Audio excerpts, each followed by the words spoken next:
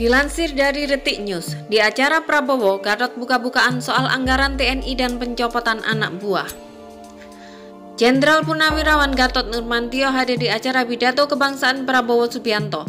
Mendapat kesempatan berbicara, mantan Panglima TNI ini menyampaikan keluh kesah.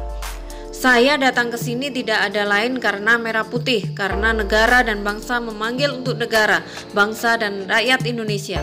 Angkat telepon dari beliau, Pak Prabowo meminta saya bicara masalah kebangsaan di sini, ujar Gatot Jumat 12 April 2019. Ada beberapa hal yang disampaikan Gatot dalam pidatonya. Ia berbicara soal masalah kebangsaan hingga masalah internasional.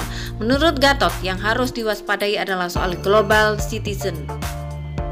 Siapapun bisa masuk ke negara lain, penduduk negara lain, yang penting punya uang dan punya ide.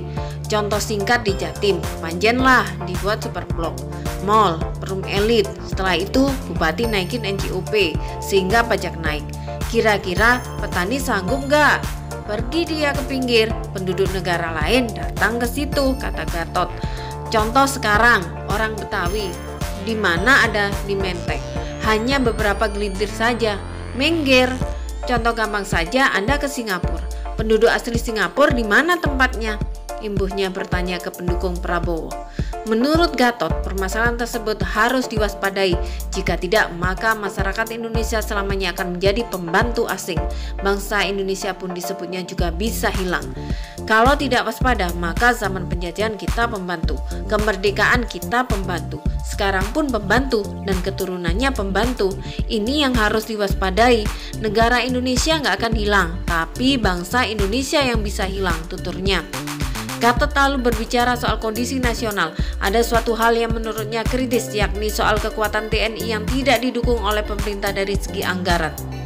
Saat ini yang kritis adalah anggaran.